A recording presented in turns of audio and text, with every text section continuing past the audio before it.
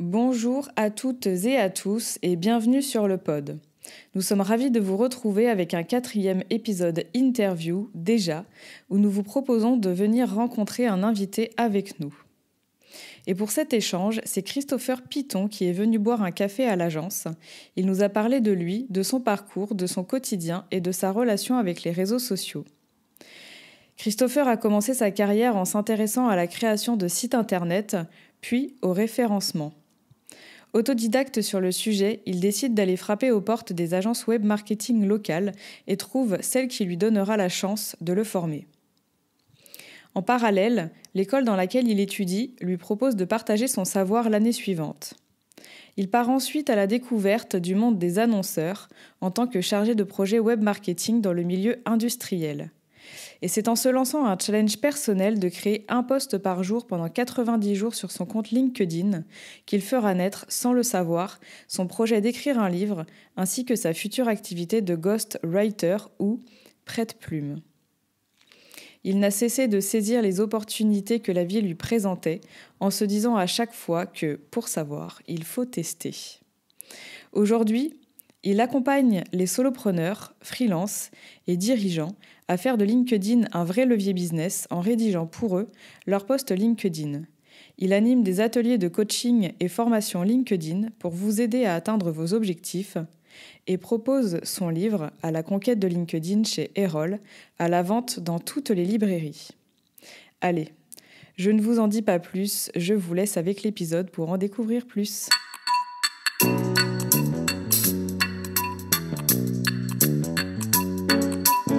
Bonjour à toutes et à tous et bienvenue dans ce nouvel épisode du pod. Donc aujourd'hui, je suis avec Brian. Bonjour Brian. Bonjour Gwen. Tu vas bien ? Très bien, c'est le retour du beau temps, donc ça fait forcément plaisir. C'est vrai.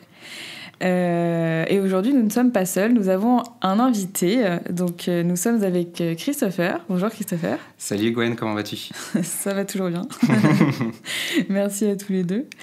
Écoute, bienvenue à l'agence. On est très heureux de t'accueillir pour cet épisode et merci à toi d'avoir accepté surtout de venir nous parler de toi. Et surtout merci à vous pour l'invitation et puis un grand plaisir de pouvoir échanger aujourd'hui et aborder différents sujets. Tout à fait. Et d'ailleurs, on va commencer tout de suite. Pour commencer, est-ce que tu pourrais te présenter un petit peu pour nos auditeurs en donnant donc ton nom, ton prénom, l'entreprise dans laquelle tu travailles, et puis l'intitulé de ton poste aussi. Et depuis combien de temps est-ce que tu fais ça ? Ouais, alors moi c'est Christopher Piton, donc je suis solopreneur, donc je travaille à mon compte, donc sous mon propre nom du coup. Okay. Et moi j'aide et j'accompagne les dirigeants à développer leur activité sur LinkedIn et surtout à développer leur visibilité, augmenter aussi leur jauge de crédibilité et derrière faire du chiffre d'affaires grâce au levier qu'est LinkedIn. Ok, et comment tu appelles ça ? Le ghostwriting. Je voulais que tu prononces ce nom, parce que je l'ai vu sur ton profil LinkedIn et ça m'a interpellée. Ouais, c'est ça exactement. C'est-à-dire que quand je me présente, j'évite d'utiliser ce terme-là pour la simple et bonne raison qu'il est très connu dans l'écosystème du marketing, mais beaucoup moins en dehors. Et du coup, quand je m'adresse à des dirigeants, généralement, je préfère expliquer ce que je fais. Donc, je coach et j'accompagne ou j'écris pour les dirigeants. Ou autrement, leur dire tout simplement que je suis prête-plume. Je trouve que le mot prête-plume est beaucoup plus beau. Prête-plume ? Ouais. Prête-plume, oui. Ok. Oui, c'est un peu comme les métiers où tu vas rédiger la biographie de quelqu'un. Finalement, tu as toujours une plume, souvent, qui va retracer la vie d'une personne. Finalement, c'est un peu la même chose. Tu vas retracer le quotidien d'un entrepreneur ou d'un dirigeant ou d'une dirigeante sur LinkedIn en son propre nom. Ouais, c'est exactement ça. Donc l'idée, c'est vraiment pas de travailler à la place de la personne et de me mettre vraiment dans sa peau pour en parler, mais plutôt de travailler avec elle de manière à ce que on puisse ensemble atteindre les objectifs qu'on s'est fixés en amont avec la stratégie sur LinkedIn. Ça doit pas être évident, ça. C'est un challenge. De rentrer dans le corps de quelqu'un comme ça. Ouais, non, c'est clair. Ouais, pour rentrer dans son esprit, ça nécessite de vraiment bien préparer en amont ce que j'appelle moi l'interview. C'est-à-dire le premier rendez-vous, pour que je puisse vraiment me plonger et m'immerger aussi dans l'univers de la personne, aussi dans le passé, Donc, pas le passé nécessairement personnel, mais le passé professionnel de cette personne-là. Et puis, de retracer son parcours de manière à ce que moi, je puisse comprendre d'où il vient et pour l'aider à aller là où il veut aller. Ok. Bon, écoute, je te propose qu'on y revienne tout à l'heure, plus en détail. Mais avant ça, moi, j'aimerais bien qu'on s'intéresse à ton parcours, à ce qui t'a amené à faire ça aujourd'hui. Donc, est-ce que tu peux nous dire un petit peu d'où est-ce que tu viens et si, enfant, il y avait des signaux qui te faisaient penser que tu ferais ce métier un jour ? Alors, des signaux, pas du tout, même j'irais même totalement à l'opposé. Quand j'étais petit, en fait, j'ai suivi beaucoup de cours d'orthophonie. J'avais d'énormes difficultés en fait, à synthétiser ce que je voulais dire. J'avais tendance à faire des très longues phrases, des très longs paragraphes et à me perdre dans mes idées. Ce qui fait que quand on devait rédiger une synthèse en cours, quand on était par exemple au collège ou au lycée, j'avais en fait des difficultés parce que je voulais tellement dire plein de choses que c'était un brouillard total, un fouillis total et j'allais pas droit au but. Ce qui fait qu'en fait, grâce à une orthophoniste, j'ai réussi en fait à reprendre le contrôle sur mes pensées, à clarifier mes pensées, à réussir à rédiger de manière synthétique ce que je disais. Et ça m'a aidé aujourd'hui parce que c'est ce que je fais pour les dirigeants qui, eux, ont des sacs de nœuds dans la tête et veulent justement clarifier leurs pensées. Donc, c'est mon travail. Et du coup, j'ai l'impression, des fois, avec du recul, de me dire que je fais un peu le travail, justement, de cet orthophoniste-là, sans pour autant expliquer aux dirigeants comment écrire, parce que c'est pas le but, mais plutôt de m'approprier les compétences que j'ai acquises, en tout cas les conseils qu'elle m'a donnés, pour justement les appliquer à mon métier. Ouais, ce qui pouvait être considéré à l'époque comme une faiblesse, avec des gros guillemets, c'est devenu ta force aujourd'hui, et ce qui te permet aussi de comprendre la prédisposition mentale dans laquelle est un dirigeant ou une dirigeante qui a du mal à formuler ses idées de manière claire, limpide. C'est vrai que souvent on lit des posts de personnes sur LinkedIn, on dit oh, c'est super bien rédigé, c'est facile à comprendre. Mais en fait, pour en arriver là, il y a un gros travail d'organisation, de synthèse, de réflexion, d'introspection. Et du coup, c'est ce que toi, finalement, tu as été amené à faire plus petit, qui aujourd'hui te sert dans ton quotidien. Ouais, exactement. Donc il y a vraiment cette... on va dire c'est l'un des premiers déclencheurs, peut-être inconscient, parce qu'après... Je ne me suis pas orienté tout de suite vers ces métiers-là parce que moi, j'étais totalement perdu. J'ai fait des études vraiment très, très généralistes.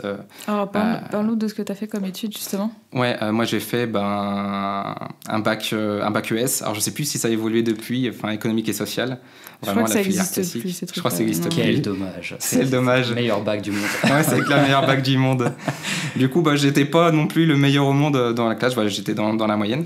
Et puis après, je me suis orienté vers une fac d'éco pour vraiment faire la continuité. Au bout d'un an, je me suis rendu compte que, en fait, il n'y avait pas assez de cadre.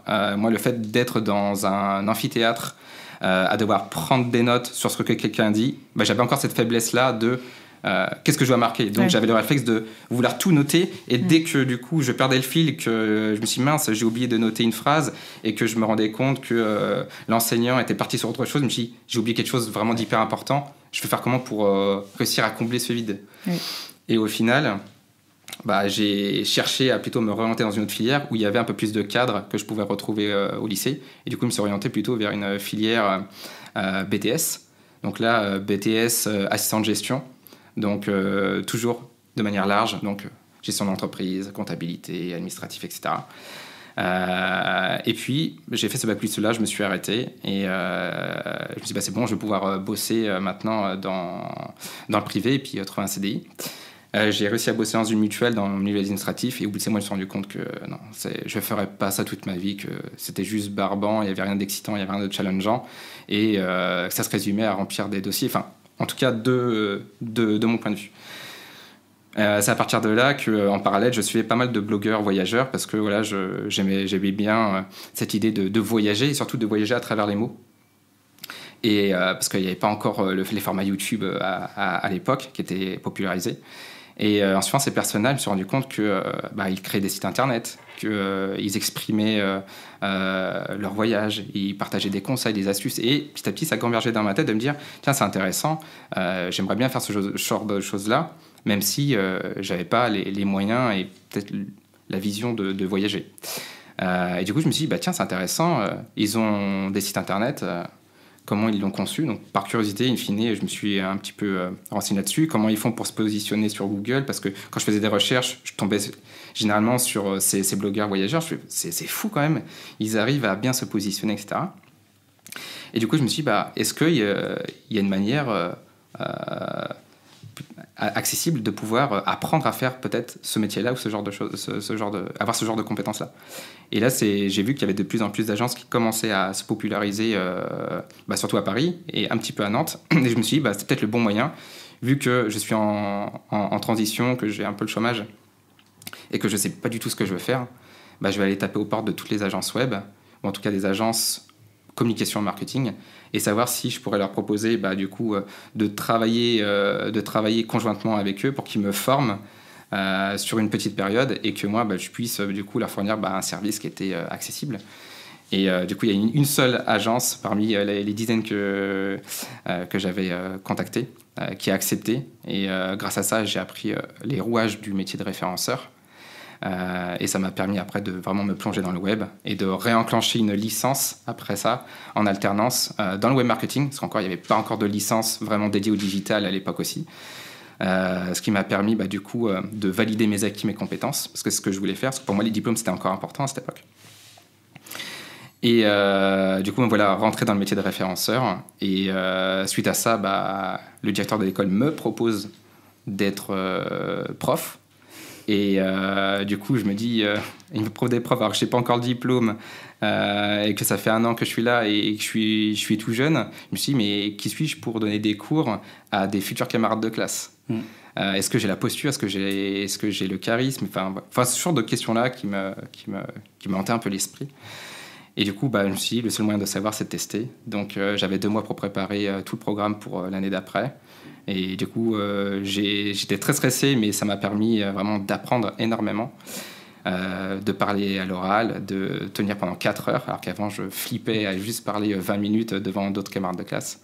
Et petit à petit, je suis aussi rentré dans cet univers-là de la formation, de l'apprentissage, etc. Et après, j'ai bossé 5 ans et demi dans un gros groupe industriel dans lequel j'avais pour mission, en tant que chargé de projet web, surtout de rédiger des articles pour le SEO, vu que j'avais cette appétence-là, et également pour créer des contenus sur les pages d'entreprise des réseaux sociaux. Et l'objectif, c'était vraiment que ces 2 leviers-là puissent générer du trafic sur le web et, in fine, augmenter le chiffre d'affaires de la boîte. Voilà, donc en gros, une fois que ça s'est fait, petit à petit, je me suis rendu compte qu'il y avait quand même un gros manque de créateurs de contenu sur LinkedIn, que c'était une plateforme qui était très lisse corporate. Je me suis dit, peut-être que j'ai un avantage concurrentiel à communiquer sur cette plateforme-là. Et comme je suivais déjà des créateurs de contenu qui, eux, faisaient du contenu quotidien, par exemple, je ne sais pas si ça parlera, mais Antoine Blanche-Maison, Antoine BM, qui faisait du contenu régulier. Je suivais ce créateur-là à l'époque, et d'autres créateurs de contenu. Je me dis, tiens, ça pourrait être intéressant que moi, je me lance un challenge sur LinkedIn, de publier 1 post par jour pendant 90 jours, voir ce que ça donne. Étant donné que j'étais en salarié, c'était plus un test, et puis ça me permettait aussi de monter en compétences, et puis d'avoir c'est aussi ce challenge de communiquer en mon propre nom. Parce qu'on a toujours un petit peu cette peur de dire, si je communique en propre nom alors que je suis salarié, quelles sont les incidences que ça peut générer. Et du coup, je me suis dit, feu, le seul moyen de savoir, c'est de tester encore une fois. Et puis j'ai pris goût au bout de 3 mois, j'ai continué pendant 1 an, et au bout de cette année-là, il y a des gens qui ont commencé à me contacter pour me dire, je vois que tu gagnes en visibilité, j'aime ce que tu fais, est-ce que tu formes des gens, est-ce que tu coaches des gens en fait sur LinkedIn? Je leur disais que non, j'ai rien, j'ai pas d'offre. Je faisais ça plus juste pour mon boulot et puis pour m'entraîner, pour m'exercer en fait sur mon profil. Et je me suis dit, s'il y a de demandes, ça peut être intéressant. Donc j'ai ouvert mon entreprise à ce moment-là, micro-entreprise, et j'ai signé mes premiers clients en coaching. Et c'est après, au bout de quelques mois, qu'il y a un client qui m'a dit, maintenant moi j'ai plus le temps, ni l'énergie, ni l'envie d'écrire mon propre nom. Est-ce que tu peux le faire pour moi? Et là, je me suis dit, ça peut être intéressant, mais je ne l'ai jamais fait. Je ne sais pas quels sont les résultats, c'est nouveau. Comment on fait? Le seul moyen, encore une fois, c'est de tester. Et du coup, c'était mon premier client que j'ai signé en ghostwriting. Et du coup, depuis 2019, je propose des prestations de ghostwriting. Et du coup, aujourd'hui, tu fais encore du coaching ou tu fais que du ghostwriting maintenant ? Je fais encore du coaching. Aujourd'hui, jusqu'à fin 2023, le coaching représentait 60% de mon CA. Et le ghostwriting, 20% de mon CA. Et 20 autres %, c'était des formations en entreprise. Puis après, j'ai les ventes de mon livre, mais là, ça reste un peu peanuts par rapport aux commissions. Aujourd'hui, depuis début 2024, surtout, j'ai inversé la tendance parce que j'ai eu un switch par rapport à un travail d'introspection que j'ai fait. Et je suis plutôt à 60% de prestations de ghostwriting, 20% de coaching et toujours 20% de formation. Donc en gros, j'ai vraiment inversé le ratio entre mes deux offres, ghostwriting et coaching. Formation en entreprise, t'as dit ? Tu fais plus de formation en école ? J'en fais toujours. Formation en entreprise, pas formation en école. Ouais. Oui, d'accord, ok. Ouais. Et qu'est-ce qui t'a amené à switcher ? Parce que, alors très souvent, dans nos métiers, parce qu'on finalement on fait des métiers quand même assez proches, on en reparlera après, mais très souvent, quand on progresse, qu'on on acquiert de l'expérience, on aspire à faire moins d'opérationnel et plus de conseils. Toi, c'est l'inverse, du coup. Tu te retrouves à revouloir à nouveau produire et moins coacher. Qu'est-ce qui t'a amené à renverser la balance ? Ouais, hyper bonne question. Et c'est un échange que j'ai eu avec un ami entrepreneur il y a quelques jours, donc c'est tout frais. En fait, le coaching, c'est plutôt un prétexte de pouvoir démarrer facilement mon activité parce que je savais qu'il y avait déjà de la demande et que je coachais déjà des gens. Donc, j'y suis allé plus pour la facilité. Et du coup, moi, le fait d'aider des gens, de leur expliquer comment faire, d'avoir le côté pédagogique, du coup, c'est quelque chose qui m'intéresse. Mais ce n'est pas quelque chose qui me fait le plus vibrer. Même si le côté stratégique, que ce soit dans du coaching ou du ghostwriting, il reste vraiment présent. Et je me suis rendu compte, en gardant quand même l'activité de ghostwriting en parallèle, que c'était quelque chose dans lequel en fait je vibrais beaucoup plus, sur lequel j'avais beaucoup plus de force, parce que j'adore vraiment l'écriture et j'adore vraiment ce que apporte aussi le ghostwriting.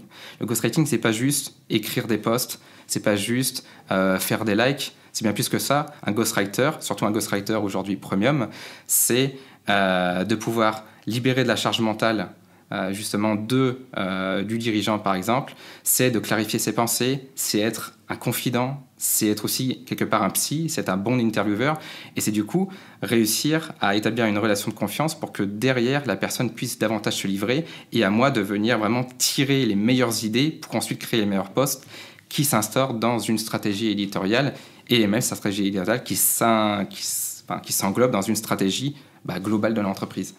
Et du coup, le ghostwriting, contrairement à ce qu'on croit, certes c'est de l'opérationnel, parce que forcément j'écris, mais derrière il y a un énorme travail de fond, et du coup un énorme travail de fond sur la connaissance client, sur le parcours client, sur les niveaux de conscience des différentes problématiques, sur le dirigeant en lui-même, et du coup sans ce travail-là, en fait, généralement, c'est là où on peut comparer, entre guillemets, le travail d'un ghostwriter, le travail d'un copywriter et le travail d'un rédacteur. Et du coup, c'est pas du tout... Enfin, il y a une compétence commune qui est l'écriture, mais derrière, les appétences, les soft skills à côté sont pas les mêmes. Un ghostwriter a aussi une capacité d'écoute qui est vraiment très essentielle.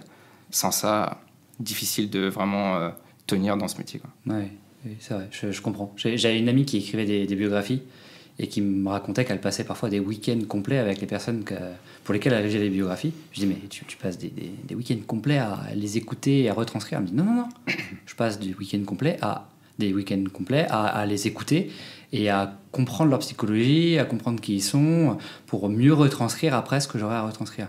Ouais. Et un vrai travail de présence, et comme tu disais, un peu presque de confident. Ouais, parce que les premières erreurs que je faisais, c'est-à-dire que j'avais cette pression de la livrabilité, au tout début, quand j'ai commencé dans le métier, de me dire il faut que je fasse vraiment des likes pour qu'il y ait une visibilité. Sauf que je me suis rendu compte que ce que recherchait le dirigeant, c'est pas avant tout des likes. Ce qu'il recherche, il y en a certains, c'est vraiment de la visibilité pure. D'autres, ça va être de générer des leads, donc du coup des contacts. Et du coup, les stratégies sur LinkedIn ne vont pas du tout être les mêmes.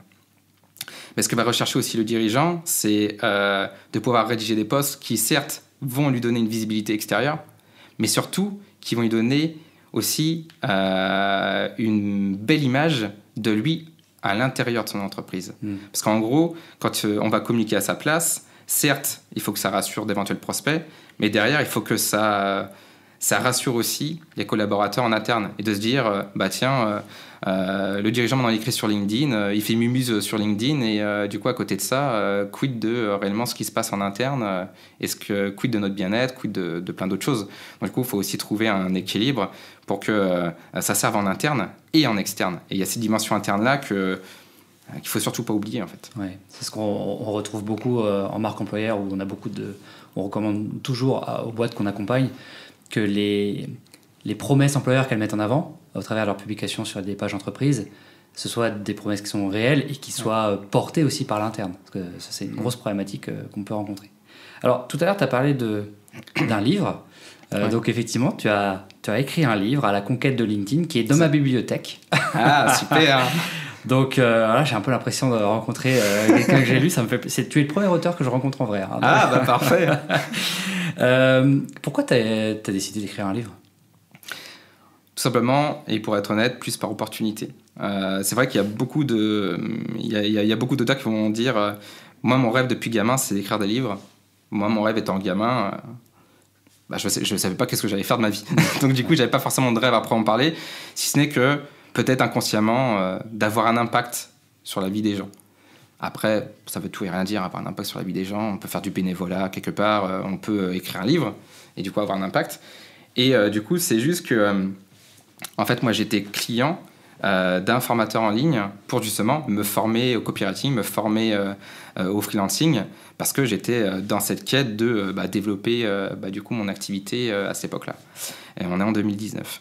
Et du coup, forcément, moi, ce gars, donc c'est Stan Leloup de Marketing Mania, je le matraquais de questions sur le copywriting appliqué à LinkedIn, le storytelling appliqué à LinkedIn, sur le business appliqué à LinkedIn.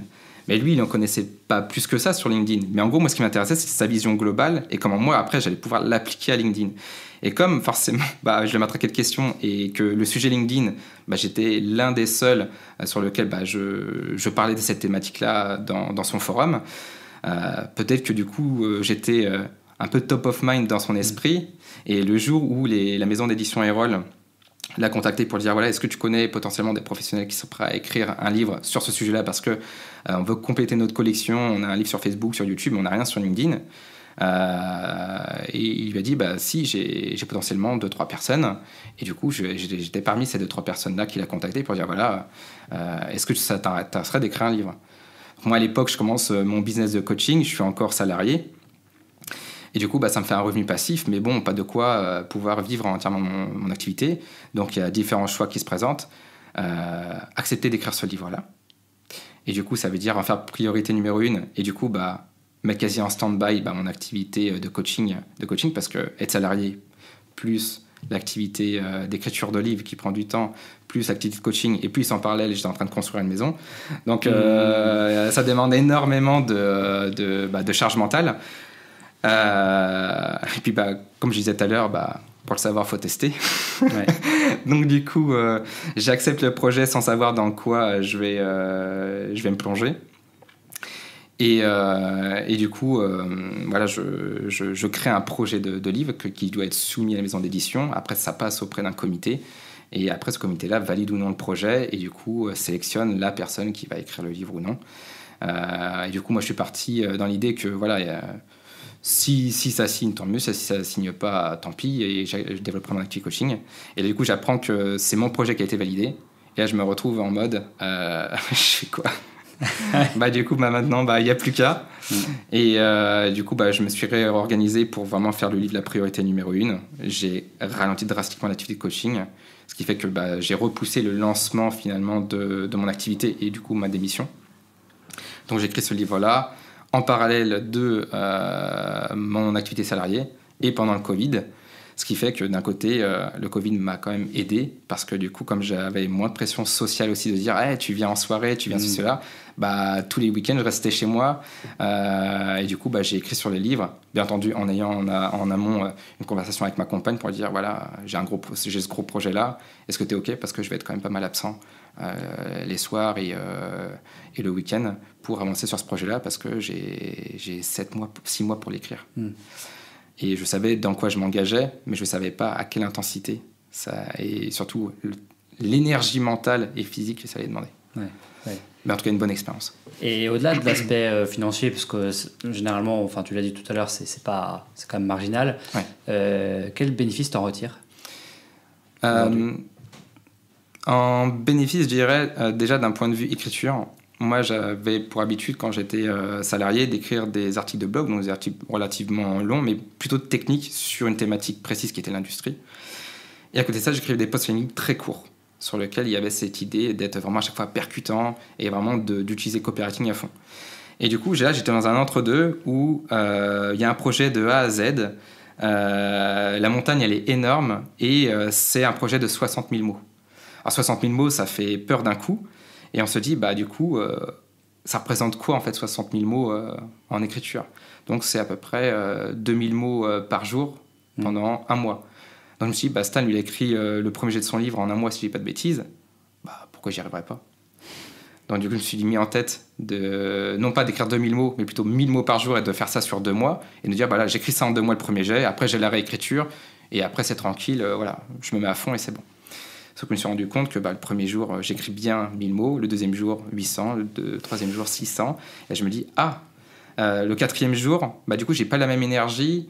J'écris que 200 mots, puis après un autre jour, 2000 mots. Et je me rends compte que c'est beaucoup plus long que prévu. Et finalement, mon premier jet, je mets 3-4 mois à le faire. Et sans penser que ce que le travail de réécriture allait amener, où j'ai mis autant de temps, voire plus de temps, le travail de réécriture. Et après, la partie marketing, partie promotion. Et là, je me suis dit, c'est ça, écrire un livre. Ouais. Donc en fait, le réel bénéfice, c'est surtout de savoir ce que ça représente de créer un produit et après de le distribuer, de le vendre, etc. C'est quand même quelque chose de très tangible en plus, un livre. Donc, Ouais, clairement c'est ça. Après, il y a les bénéfices financiers, comme tu disais. Il y a le bénéfice après aussi, on va dire, d'ego. De se dire, ça y est, ça c'est une case qui est cochée. J'ai écrit un livre, j'ai ma tête dans les rayons. Il y a ce côté fierté de dire, j'ai réussi à mener un projet de cette envergure-là et qui est publié dans des librairies. Donc, une sorte un petit peu aussi de revanche sur le passé. Et puis, après, il y a ces aspects aussi de compétences. De me dire, là, j'ai réussi à écrire un livre de A à Z, bien entendu, aidé avec des bêta-lecteurs, etc., qui m'ont vraiment bien aidé et accompagné aussi dans cette aventure. Mais clairement, ça m'a permis, une fois que le livre a été publié, d'avoir les premiers retours de lecteurs, et surtout de lecteurs qui ne me connaissaient pas sur LinkedIn, mais du coup qui venaient dans les FNAC ou dans les librairies indépendantes, acheter un livre de quelqu'un qu'ils ne connaissent pas, le lire et puis laisser des commentaires du style enfin un livre qui parle pas juste par exemple de comment paramétrer un compte, mais plutôt qui rentre dans la stratégie pure et du coup de manière romancée avec vraiment des histoires, etc. Et que ça ait tenu en ligne jusqu'au bout. Je me suis dit pari gagné, c'est-à-dire que je suis capable de monter un projet comme ça et donc je serai capable de monter des projets d'une plus grosse envergure plus tard. Ouais, donc beaucoup de confiance en soi aussi. Et comme tu dis, la revanche sur le passé, c'est vrai que c'est quand même un aspect qui doit être assez... Un côté jouissif. Ouais. Non, c'est vrai. Bon, c'est bien pour la partie parcours. Tu serais prêt à recommencer? Alors, si je devais recommencer le livre, je serais prêt à le recommencer, mais dans des conditions différentes. C'est-à-dire, maintenant, je sais à quoi m'attendre. Je sais que je demanderai plus de temps, par exemple, pour écrire le livre. Je sais que je commencerai avec des bêta-lecteurs dès le début du projet. Je validerai plein de choses, en fait, en amont. Et puis, surtout, pour te faire gagner je mettrai moins de pression. Ouais, c'est ça, derrière, pour gagner du temps. Ouais. Ok. Bon, en tout cas, ce qu'on retient de ce parcours, c'est que c'était pas réfléchi, tout tracé comme en rêvaient nos parents. Non. Tu fonctionnes beaucoup à l'opportunité et tu saisis les opportunités. Ouais. C'est ça. Après, je saisis les opportunités, ça c'est sûr, mais j'essaie de me dire, ok, est-ce que cette opportunité-là va m'aider dans la vision que j'ai, moi, de peut-être mon futur, soit de mon activité, ou si ça peut m'apporter moi en termes personnels. Parce qu'écrire un livre, par exemple, ça apporte des choses d'un point de vue professionnel, mais d'un point de vue personnel, ça apporte aussi des compétences, des soft skills, etc., qu'on ne peut pas nécessairement apprendre quand on écrit juste un article de blog. Oui, tout à fait. Et du coup, parmi tout ce que tu fais, qu'est-ce qui te plaît le plus? Dans toutes mes activités, tu veux dire, pro? Ouais. Ce qui me plaît le plus, l'écriture.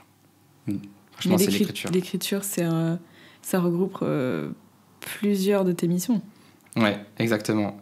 Du coup, il y avait le bouquin qui faisait partie d'un gros projet d'écriture, mais du coup, qui a un début et une fin. Et après, du coup, c'est plus un travail derrière à voir avec l'éditeur s'il y a une volonté de enrichir le livre. Donc, pour l'instant, il se vend bien, donc ils m'ont dit qu'il n'y a pas besoin de faire une V2. L'écriture, en fait, honnêtement, me permet, moi, après, au quotidien, de pouvoir gérer d'une part mon activité pro, mais aussi d'un point de vue perso, ne serait-ce que, par exemple, pour écrire des faire-part.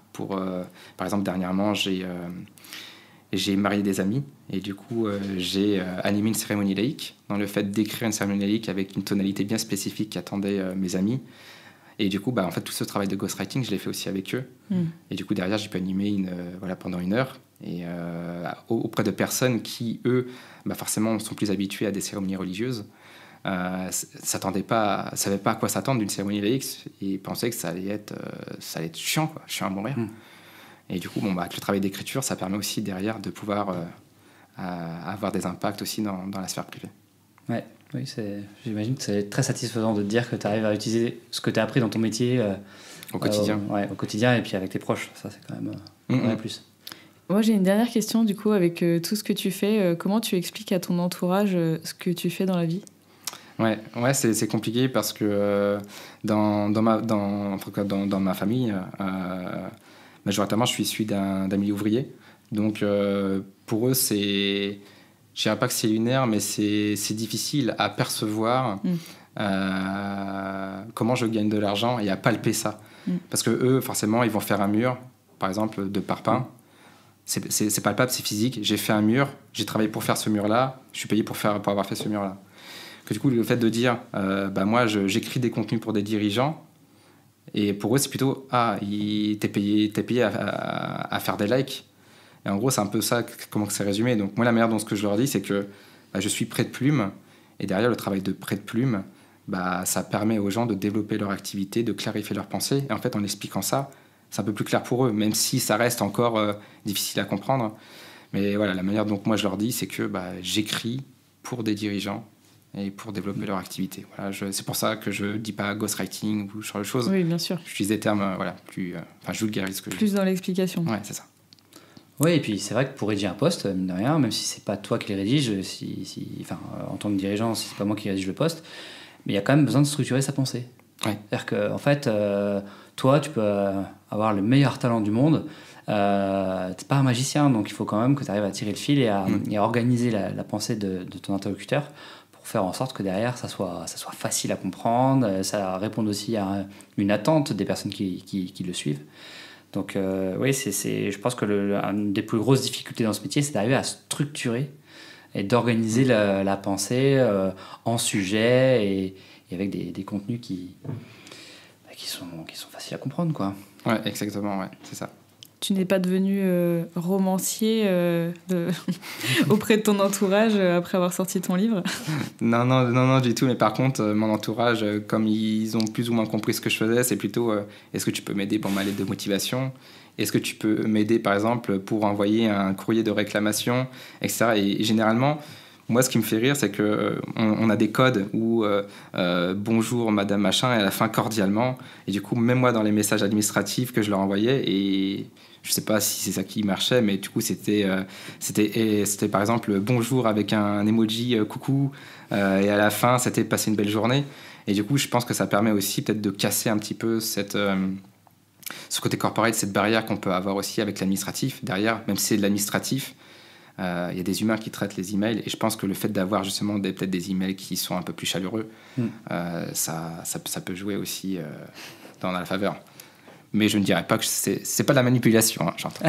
De la mise en forme. Voilà. Très bien. Du coup, maintenant, on peut peut-être parler un petit peu plus de ton quotidien. On a déjà quand même un petit peu parlé de tout ça. Donc, du coup, tu es coach et ghostwriter, auteur aussi de temps en temps. C'est ça, à mes heures perdues. Est-ce que tu pourrais nous présenter un petit peu tes semaines types ou tes journées types ou tes mois types en fonction de comment tu t'organises? Ouais. Parce que en fonction des métiers et des personnes, tout le monde a ses moments types, on va dire, en fonction de comment tu t'organises, en mois, en semaine, en journée. Parle-nous un peu de ça. Moi, je suis quelqu'un qui est assez routinier. Et je peux avoir des routines qui peuvent sembler peut-être banales pour certains. Mais moi, déjà, dans un contexte, je vis en campagne. Donc, déjà, moi, j'aime bien le côté calme. J'aime bien prendre mon temps et j'aime pas être pressé, être oppressé par mon environnement et par ce qui m'entoure.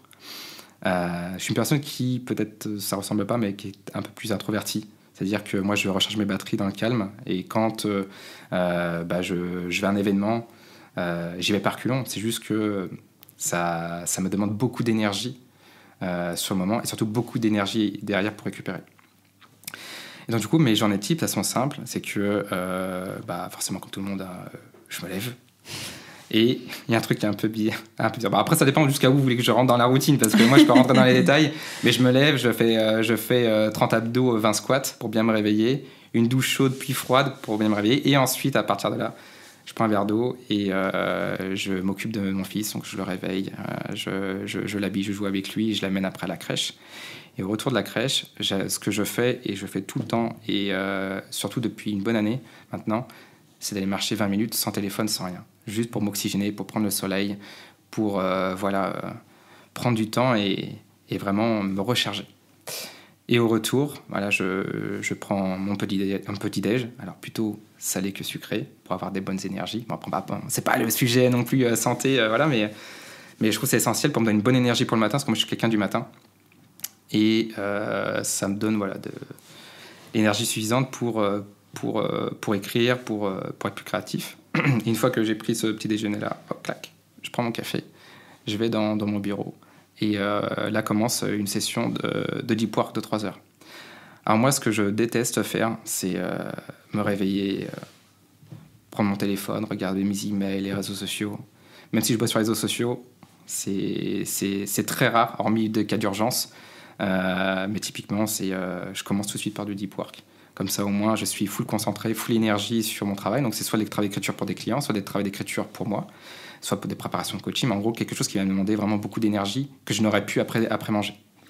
Après manger le midi. Ouais, là, c'est finito. Là, l'énergie créative, elle n'est plus là. Donc là, généralement, c'est plus des sessions de coaching que j'anime. Soit c'est des formations en entreprise, parce que comme ça demande moins, en tout cas, ça ne demande pas de l'énergie créative. Et puis après, ce sont les appels, etc. Et toujours après manger le midi, 20 minutes de marche également. Donc ça me fait en tout presque 4-5 km. Et après, l'après-midi, c'est dédié à ce que je venais de dire. Puis après, je vais récupérer mon fils à la crèche, je rentre, je joue avec lui, etc. Et après, quand la maman revient du boulot, là, ça m'arrive régulièrement de remarcher 20 minutes.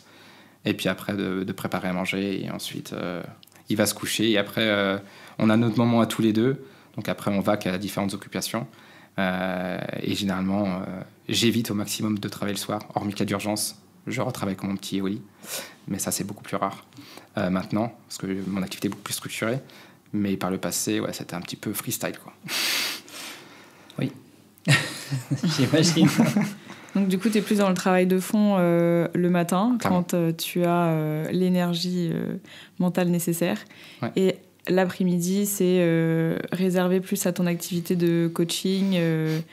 Et tu disais, appel, c'est plus du coup là, la prospection. Hein. Non, les appels, moi, je ne prospecte pas. Ou réponse à des prospects. Plutôt des réponses, Oui. soit des appels des appels découverts, soit des emails, soit répondre publier mes posts sur LinkedIn. C'est pour ça que moi, je publie à 14h. Rarement, je publierai le matin, parce que moi, ça va flinguer ma journée au final. Parce que si je publie à 9h, je reste 1 heure pour animer mon compte, pour répondre aux commentaires. Donc, ça veut dire qu'après, je commencerai à bosser. Moi, je commence à travailler, généralement, il est 9h, 9h30. Donc, ça veut dire qu'à 10h30, je commencerai. Là, j'ai déjà perdu de l'énergie mentale et créative. Donc, commencer à bosser à 10h30 jusqu'à 13h, ça pourrait le faire. Mais généralement, j'ai perdu 50% de mon jus créatif, quoi. Ouais. Donc, l'idée, c'est vraiment voilà, deep work, 3 heures dès que je finis de manger, quoi. Et c'est marrant parce que donc, tu travailles sur les réseaux sociaux. Et pourtant, depuis que je t'écoute parler tout à l'heure, ça transparaît très peu. Ouais. Effectivement, en fait, au tout début, je passais, quand j'étais sur LinkedIn et que je lançais mon activité, je passais quand même, on va être honnête, 6 heures sur LinkedIn par jour. Et pas de manière ultra productive non plus. Mais j'étais 6 heures sur LinkedIn. Donc soit à faire de la veille, soit à répondre à d'autres commentaires, mais sans stratégie en fait. C'était plus, plus par kiff. Mais au bout d'un moment, le kiff, ça fait pas rentrer d'argent. Le kiff, hein, ouais. Donc au bout d'un moment, il va falloir mettre le kiff un peu de côté pour vraiment se plonger sur ce qui apporte de l'argent. Et du coup, c'est là où je me suis réorganisé pour passer un peu de moins de temps sur LinkedIn et du temps plus productif. Et surtout maintenant, depuis que je passe aussi beaucoup plus de temps à écrire pour les autres, j'ai un peu de moins de temps pour écrire pour moi. Parce qu'il ne faut pas que je délaisse, bien entendu, ce que je ne délaisse pas, mais c'est sûr que je vais... Là où je publiais tous les jours en 2018, aujourd'hui, je publie 1 à 2 fois par semaine. Ouais, j'allais justement te demander pourquoi tu publiais moins maintenant. Est-ce que c'était une stratégie? Est-ce que c'était un manque de temps? Alors, il y a plusieurs choses. Le fait de publier moins aujourd'hui, c'est que aussi j'en ai moins besoin. C'est-à-dire que quand je vais publier un post sur LinkedIn, je sais globalement que de ce que je vais parler, je sais globalement que ça va fonctionner en termes de visibilité et fonctionner en termes de lead en fonction de l'objectif que je vais avoir. Avec la notoriété que j'ai acquis, c'est beaucoup plus simple versus quelqu'un qui se lance dans son activité et qui a peu d'abonnés sur LinkedIn. S'il applique ce que je fais, ça va pas marcher. Donc j'ai cette chance-là de pouvoir justement, d'une part, ne pas prospecter parce que j'ai des contacts entrants de LinkedIn, même sans publier, juste en étant présent dans les commentaires, en ayant mon livre. Donc voilà, il y a aussi d'autres facteurs à prendre en compte. Et surtout, ce sur quoi en fait je travaille énormément, c'est sur la fidélisation client. C'est-à-dire, moi, je passe vraiment beaucoup de temps aussi à chouchouter mes clients. C'est-à-dire, OK, par exemple, sur une prestation de ghostwriting, admettons, on est sur un pack de 8 posts par mois.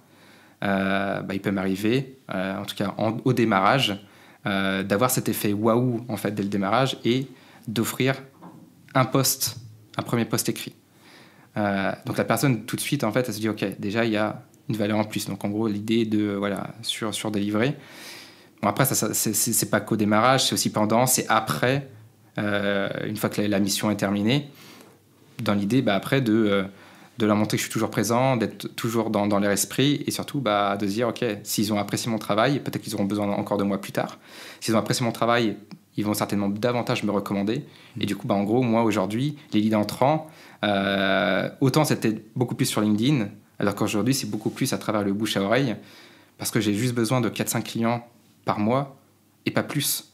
Donc du coup, j'ai pas besoin non plus de surcommuniquer, même si, bien entendu, il faut pas que j'arrête de communiquer, parce que c'est pas au moment où on n'a plus de clients qu'il faut se dire, tiens, il serait peut-être temps que je commence à nouveau me remettre dans le bain. Donc c'est garder une constance. Mais c'est sûr que je suis beaucoup moins présent qu'avant. Mais aussi parce que mon mindset a changé. C'est-à-dire, avant, j'étais à fond, focus, visibilité, vouloir beaucoup d'abonnés et aller attendre au moins les 50 000 abonnés. Aujourd'hui, c'est le cas. Donc, peut-être que je me dis maintenant que c'est fait, j'ai peut-être... et qu'est-ce que ça vaut? Est-ce que ça a changé quelque chose dans ma vie? Pas plus que ça. Même si c'est cool, je ne dis pas le contraire. Mais ouais, peut-être aussi il y a une évolution de mindset entre-temps, quoi. Parce que entre 2018 et 2024, il s'est passé 6 ans. En 6 ans, j'ai eu le temps de mûrir un peu plus, quoi. Ouais. Il y a une chose que tu as dite qui est hyper intéressante, c'est pas quand on a besoin de clients qu'il faut se mettre à communiquer. C'est une erreur qu'on a beaucoup dans la bouche de nos prospects, c'est il faut qu'on communique là. Et quand je leur dis mais pourquoi maintenant? Pourquoi pas avant? Parce que là, on a besoin de clients. C'est déjà souvent trop tard. Ouais, c'est ça. Donc, la communication, c'est pas de la publicité, c'est pas un levier que tu actives et puis hop, pouf, tu as de la visibilité directe. C'est vraiment, ça se construit beaucoup en amont. Ouais, exact. Ok, du coup, je comprends mieux pourquoi tu publies un peu moins. Je me suis dit peut-être qu'en fait, il veut que sa parole soit un peu plus rare et qu'on l'attende. Ah, pas du tout. Une stratégie. Non, mais... Pas du tout. Alors, il y a quelque chose qui, moi, m'intéresse beaucoup parce que finalement... tu fais le même métier que nous. tu rédiges pour d'autres personnes. Alors nous, on ne rédige pas pour des personnes, on rédige pour des entreprises. Donc tu fais le même métier que nous, mais je pense qu'on n'a pas du tout la même méthodologie. Est-ce que tu fais une différence entre publier pour une personne et publier pour une marque? Enfin, voilà. Est-ce que tu vois une différence de ton côté? Alors vous allez me dire ce que vous en pensez, mais moi la différence, elle se joue par rapport à qui on s'adresse. Quand on communique à travers une page d'entreprise, on communique à travers une marque employeur, et du coup on a une communication qui va être un peu plus corporate, qui va être un peu plus globale, pour faire rayonner l'image de marque employeur, etc. Que le dirigeant, certes, il va avoir son rôle à jouer dans l'idée de faire rayonner la marque employeur, parce que ça va être aussi son rôle, mais il a aussi l'enjeu de porter aussi l'image de sa boîte, et aussi d'être aussi, on va dire, ce que j'aime bien dire, son propre sales. C'est-à-dire c'est aussi lui le propre commercial de sa boîte. C'est-à-dire en prenant la parole, donc soit il y a une stratégie de visibilité, et là du coup on va être plus sur des posts, storytelling, sur raconter des histoires, se mettre en avant, partager des anecdotes professionnelles, etc. Soit on est dans une stratégie de générer des leads, et auquel cas, là, on va être plus sur une approche de créer des contenus qui vont toucher une cible, et avec un enjeu derrière de convertir. Donc, en fonction de l'objectif, le dirigeant, lui, va avoir son rôle à jouer dans la stratégie LinkedIn et la stratégie globale de l'entreprise. Mais du coup, voilà, disons que quand le dirigeant prend la parole, c'est aussi d'un point de vue très personnel. Et à travers une marque, ça va être un peu plus corporate. Voilà, c'est comme ça que moi je différencie les deux. Après, bien entendu, il y a d'autres nuances, il y a d'autres facteurs. Mais voilà, si on schématise, c'est un peu ça. Moi, je pense que c'est plus difficile ce que tu fais. Après, c'est peut-être très personnel comme jugement. Je suis d'accord avec toi. Ouais. Mais tu vois, moi, je me dis, quand on communique pour des marques, la marque, elle a une image, un positionnement. Et on va orienter nos messages en fonction de ce que notre cible a besoin de savoir, d'entendre. Alors que toi, tu te mets à la place d'une personne. Donc déjà, je trouve ça plus complexe, parce que une personne a beaucoup plus de traits de personnalité. Je sais pas si c'est très correct ce que je dis, mais je pense que si tu peux parler de ça. Qu'une marque. Ouais.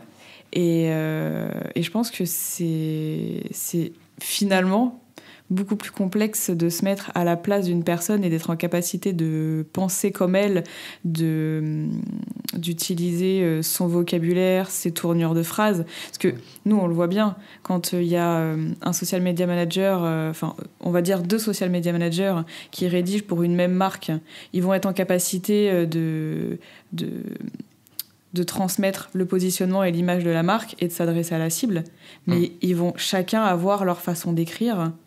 Et ça peut se voir. Des fois, on le voit sur certaines marques, quand il y a différents community managers ou social media managers derrière la marque, on reconnaît la patte de telle ou telle personne. Et toi, en fait, il faut que tu t'imprègnes de cette patte et qu'on ne voit pas la différence. Et ça, je trouve ça dingue. Ouais, il y a vraiment ce travail-là, c'est-à-dire que si on reconnaît tout de suite ton style d'écriture, c'est cramé.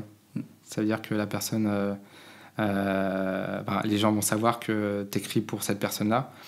Et du coup, ton travail de ghostwriter qui est dans l'ombre, finalement, là, tu travailles dans la lumière.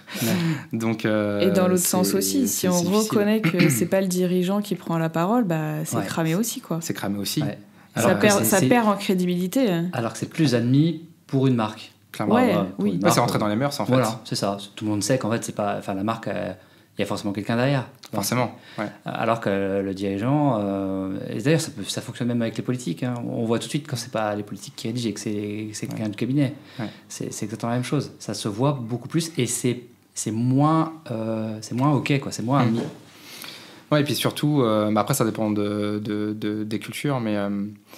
c'est vrai qu'un dirigeant, s'il se fait cramer, déjà, ça va ternir sa crédibilité, forcément. Lui dire, vraiment, c'est pas toi qui écris tes propres posts, t'es un traître. C'est un petit peu cette idée-là, quoi. Pourtant, ça doit se savoir en interne, non ? En interne, ça peut se savoir. Alors, j'ai eu des cas de figure où il fallait pas que ça se sache. Parce que j'allais dire, quand tu vas rencontrer un dirigeant, il y a bien quelqu'un qui t'accueille avant lui dans l'entreprise. Alors moi, cas particulier, je fonctionne que par visio. Parce que moi, la majorité de mes clients ne sont pas nantais. Mais c'est une bonne remarque ce que tu dis, parce que justement, je m'étais posé la question. Donc toi, tu agis pour les dirigeants et les dirigeantes. Et à côté de ça, tu as forcément dans l'équipe de la personne concernée un service com ou une personne à la com qui, elle, va rédiger pour la page entreprise. Ouais. Est-ce que des fois, tu es en relation avec cette personne-là qui va s'occuper de la com officielle de l'entreprise et quand c'est le cas, comment ça se passe? Enfin, est-ce qu'il y a des synergies? Est-ce qu'il y a des oppositions? Comment ça se passe avec ces personnes-là? Alors, cas c'est assez marrant. Ça m'est arrivé qu'une seule fois où il fallait que je travaille en collaboration avec une responsable com ou community manager. Parce que la plupart du temps, je suis en relation directe avec le dirigeant. Et justement, ils n'ont pas nécessairement envie de mettre dans la boucle la responsable com, parce que pour eux, ils dissocient encore une fois leur communication à eux et la communication entreprise. Donc pour eux, il n'y a pas de synergie visible, alors que c'est totalement faux. Bien entendu, quand il y a un responsable communication, je préfère aussi m'entretenir avec la personne, parce qu'il peut y avoir une stratégie en amont, des éléments qu'elle peut, elle, me partager que le dirigeant n'aurait peut-être pas pensé à me partager, avoir une vision d'entreprise que, par exemple, la responsable com a, qui va être différente de celle du dirigeant, et de comprendre pourquoi il y a cette différence-là. Bon, après, il y a des enjeux de politique interne, bien entendu, mais moi, après, mon job, ça va être plutôt de récupérer un maximum d'éléments et d'informations pour mener mon travail de fond. Et généralement, ce qui se fait, c'est que moi, je prends la parole pour le dirigeant.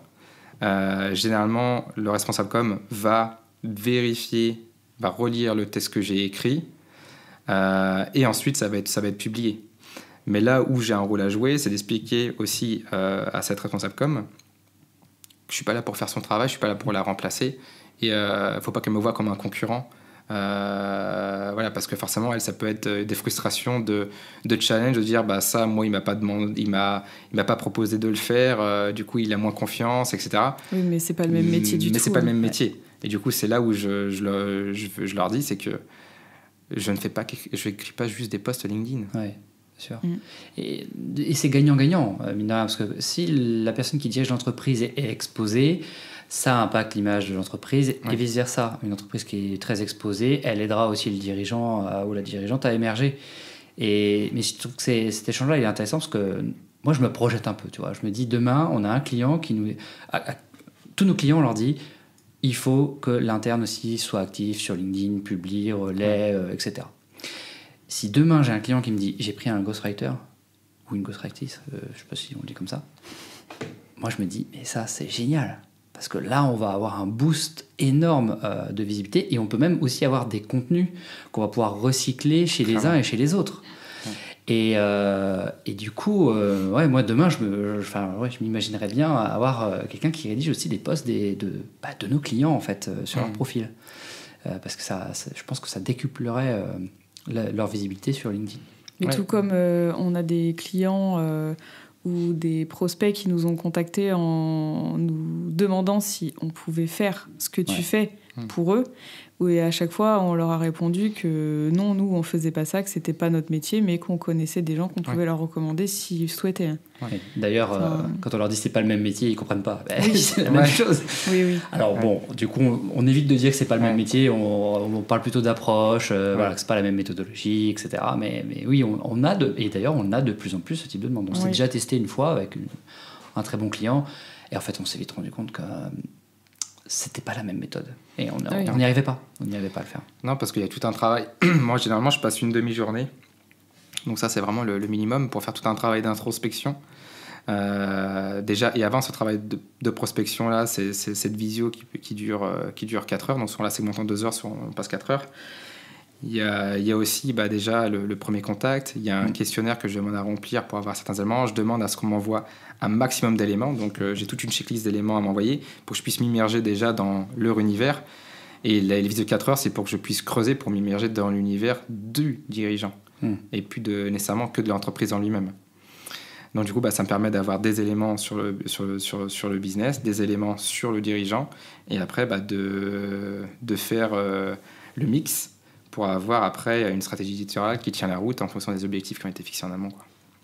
Est-ce que tu te retrouves pas parfois avec des dirigeants qui n'ont jamais le temps pour te répondre? Alors oui, ça m'est arrivé. Dire le contraire, ça serait mentir.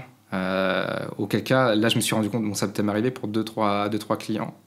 Et du coup, clairement, la prestation dure 3 mois. Parce que le dirigeant ne s'implique pas. Moi, j'ai fait des contenus, mais du coup, j'ai pas suffisamment de matière. Donc, même si j'ai fait tout ce travail d'introspection-là, c'est pas ça qui va me donner, moi, matière pour faire 40 000 posts. Surtout que j'ai besoin parfois d'éléments techniques pour des postes en particulier, des éléments techniques que je n'en aurais pas eu durant ce travail d'introspection-là. Et pour des contenus qui vont être éducatifs ou autres, j'avais besoin de chiffres, etc. Et si la personne me donne pas ces éléments-là, on retarde un poste, le poste est retardé et c'est encore reporté sur une semaine d'après. Et au bout d'un moment, on s'en sort plus, il n'y a plus de régularité, il n'y a plus rien. Et après, on va venir me dire, LinkedIn, ça marche pas. Donc moi, maintenant, dès l'appel découverte, j'insiste sur l'implication et sur l'honnêteté de dire, sans implication de votre part, je ne ferai pas de miracle. Parce que c'est la parole qu'on prend pour vous, en tant que dirigeant, et pas juste, c'est pas juste une communication qu'on va faire sur une page d'entreprise. Et ça m'est même arrivé pour un client qui, après ce travail d'introspection-là, j'ai commencé à rédiger la stratégie éditoriale et le premier post test, et qui me dit, pourquoi tu utilises le jeu ? Je fais passer pour publier sur ton profil, sur ta profil à toi personnel. Non, c'est sur ma page d'entreprise. Ouais. Okay. Bon, vous êtes trompé d'interlocuteur du coup. Oui. Non, c'est pas du tout la même approche.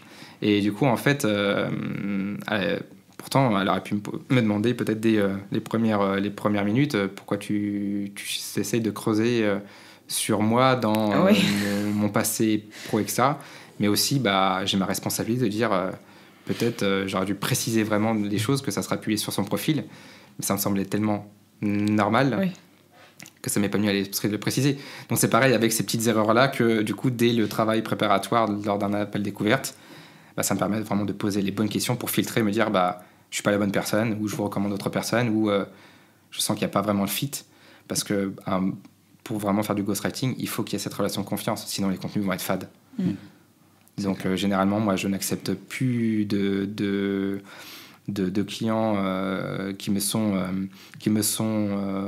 recommandés et pour lesquels, du coup, il n'y a aucun fit.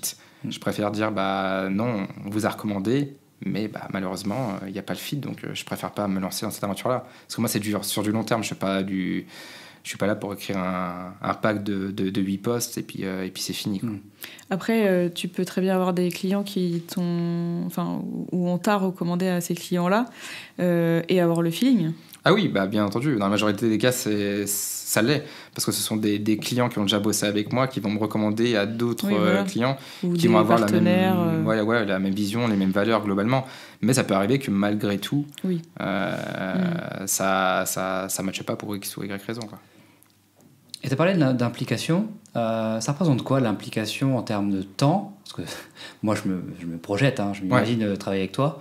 La première question que je vais te poser, c'est combien de temps ça va me prendre ? Alors déjà, il y a le travail d'introspection de 4 heures. Ok. On a déjà que le dirigeant se libère soit 2 fois 2 heures, soit une demi-journée. Ok. Donc c'est pas tout le temps possible, mais au moins déjà, il sait dans quoi il s'engage. S'il s'engage avec moi, il sait qu'il faut qu'il se libère ce temps-là. Ouais.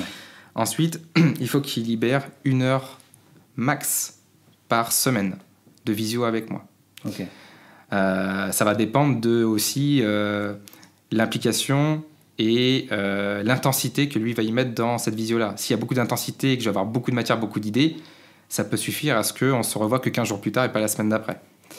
Et entre-temps, en asynchrone, moi, au moment où j'écris, j'ai besoin aussi peut-être d'avoir d'autres éléments que je n'aurais pas eu pendant l'échange qui vont me permettre de peaufiner le post et d'avoir justement ces éléments qui vont faire la différence.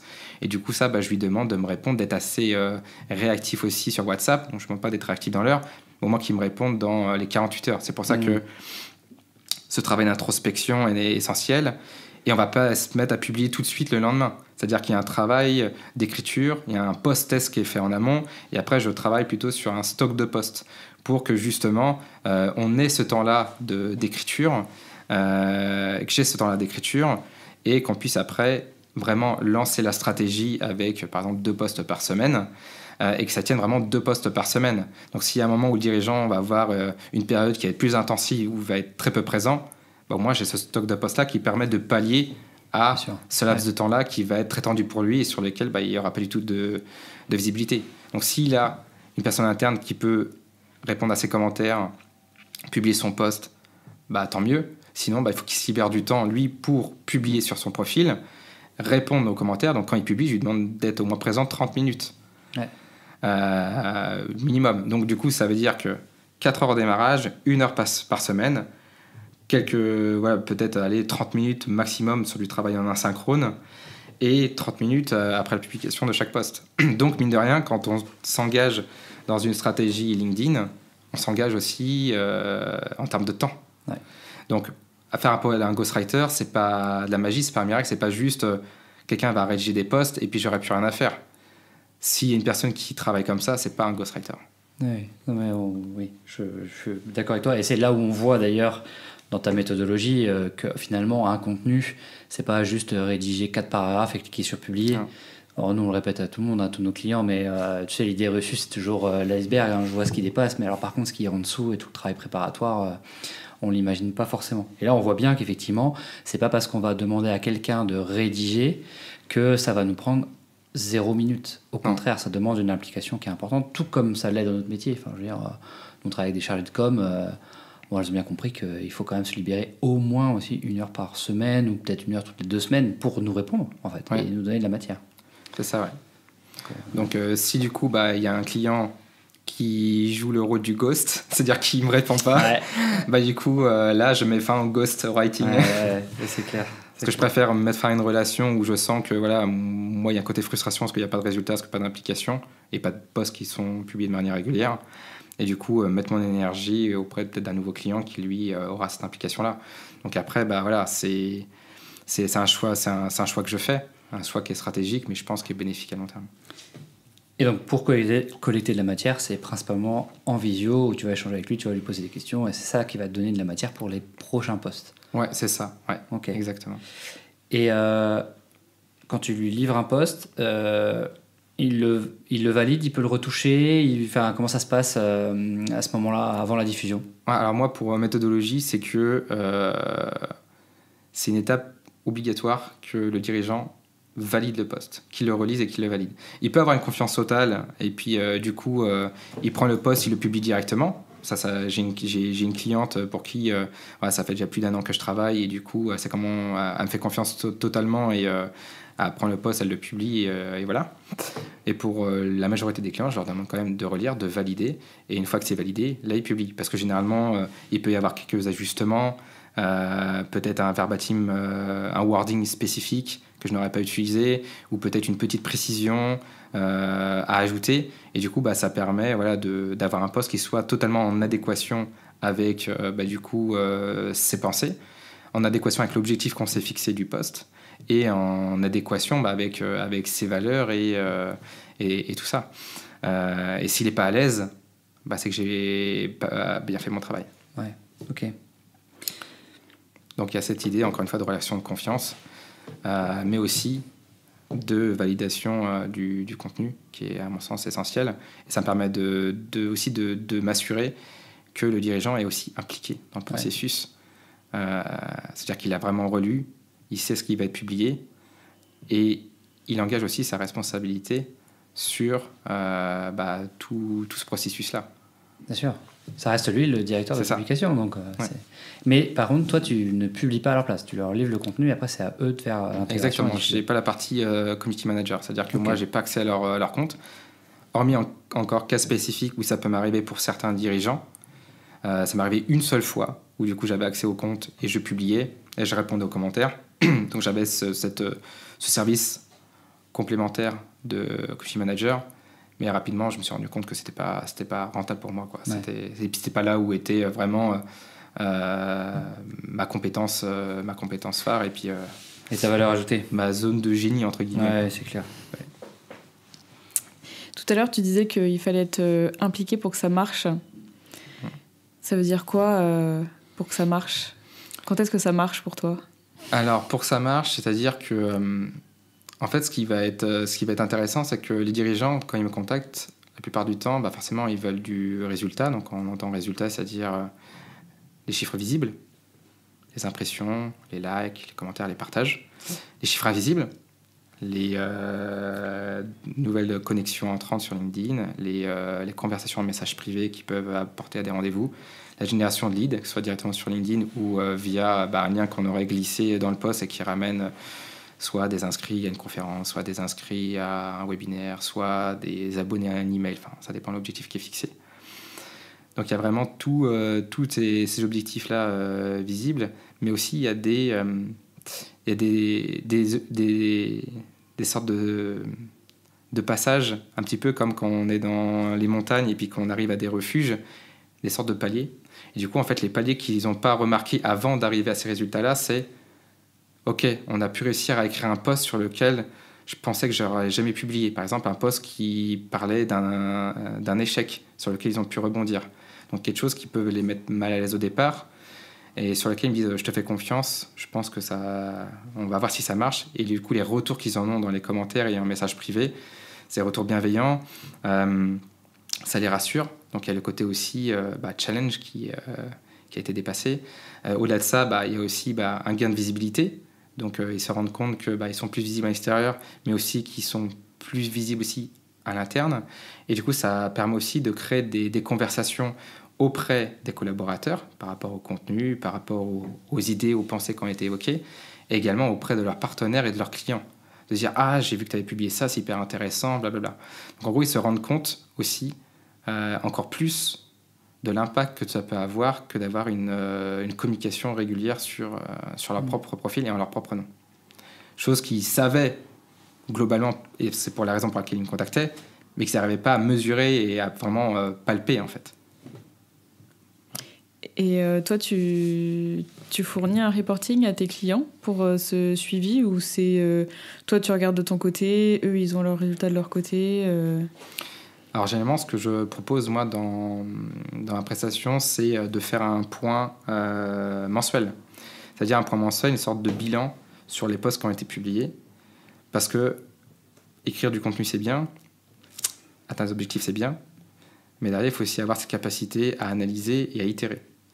Et du coup, pour moi, en tant que ghostwriter, j'ai déjà construit avec eux un calendrier de publication sur 3 mois, mais qui n'est pas figé.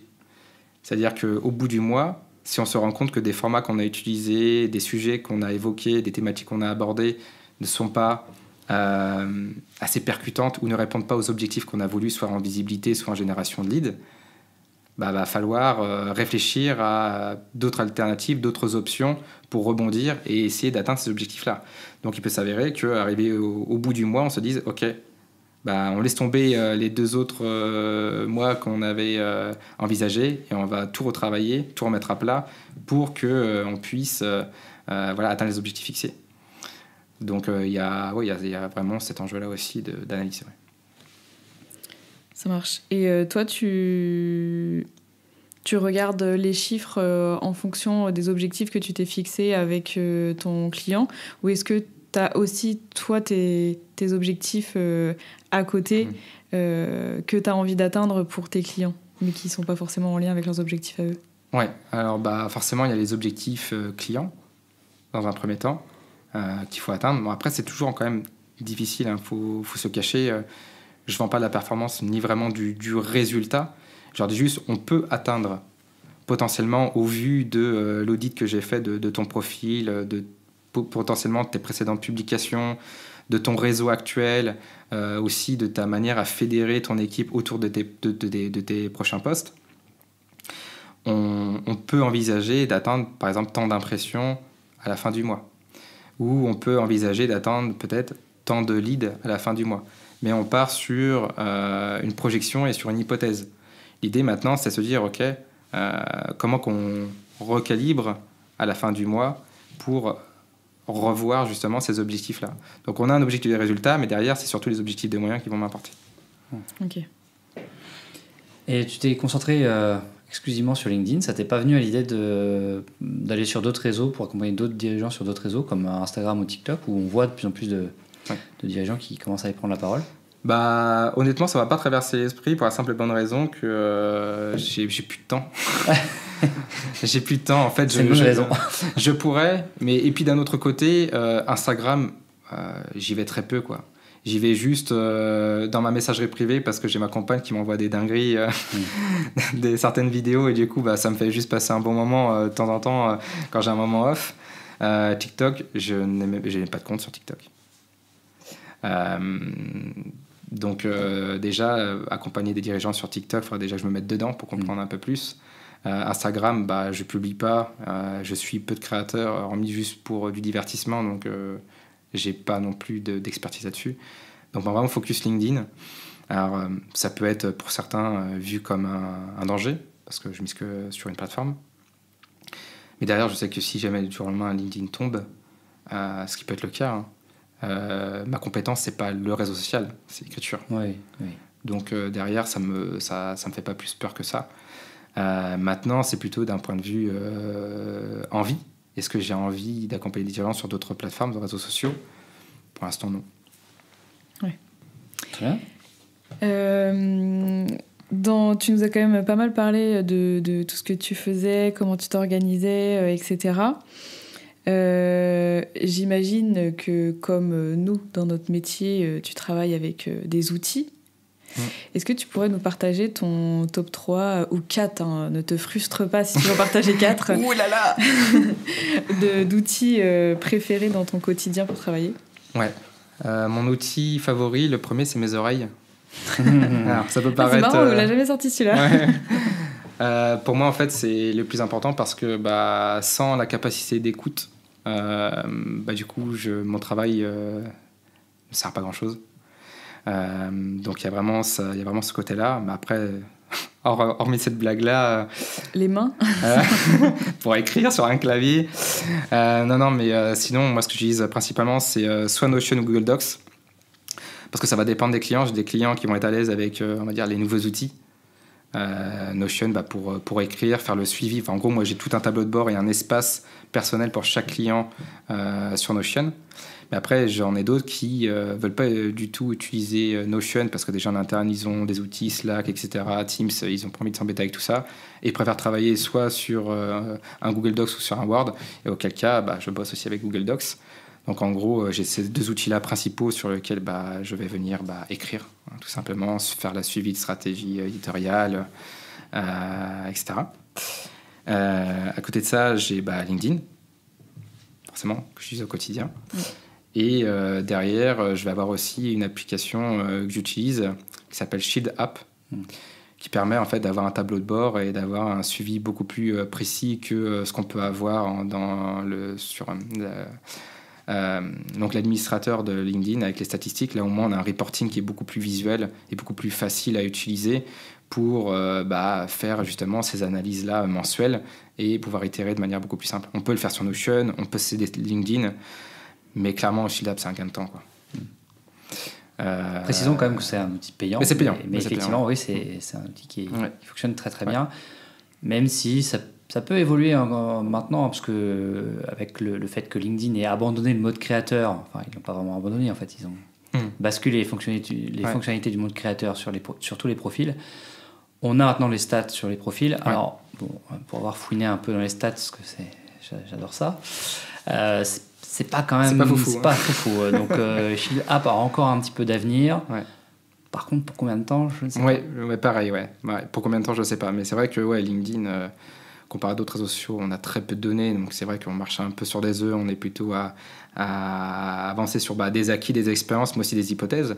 Parce que ce qui va fonctionner pour moi ou ce qui fonctionne pour un client va être différent. Et même si je bosse avec un client similaire de ce client-là, finalement, les résultats vont être aussi différents. Je peux partir avec des hypothèses de tiens, on a déjà fait un post sur cette thématique-là, sur ce sujet-là, ça a bien marché, on va faire pareil avec lui, mais du coup, avec son opinion, sa propre personnalité, etc.